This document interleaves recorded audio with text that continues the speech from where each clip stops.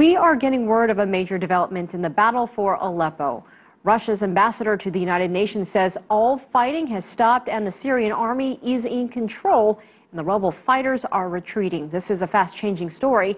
Here's CCTV's Ala Ibrahim, who recently returned to Damascus from Aleppo. Well, first of all, we should mention that the recent developments in Aleppo with the Syrian army making substantial gains and gaining control of over 98% of all of eastern Aleppo, making this deal inevitable. And in the past 24 hours, we heard pleas from opposition activists and from rebel commanders appealing to the world to come to their aid and facilitate some kind of deal that will allow the safe exit or the safe passage of these rebel fighters, along with a number of activists and family of these fighters. As a result, for the first time in years actually, it seems that the bloody fighting in Aleppo is coming to an end.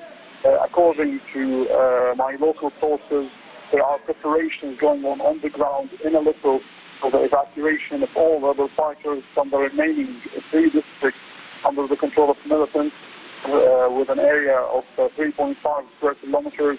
We're evacuating it today or tonight, local timing, according to my local sources.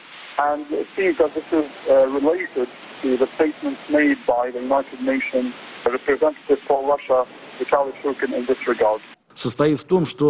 We've received information that the military activities in East Aleppo has stopped. It has stopped. So there's no question about cessation of hostilities or humanitarian operations. The Syrian government has established control over East Aleppo. So now the stage has come for practical humanitarian initiatives.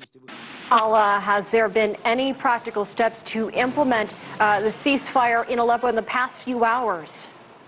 Yes, in the past few hours, and for the first time in weeks, actually, as you mentioned in the introduction, I recently came from Aleppo, less than 24 hours from now, and throughout my 10-day stay in Aleppo, every night it was very difficult to sleep with the sounds of ongoing shelling and intensive airstrikes carried out against areas under the control of the rebels, relentless shelling that would go around the clock, 24 hours, pounding every area under the control of the rebels.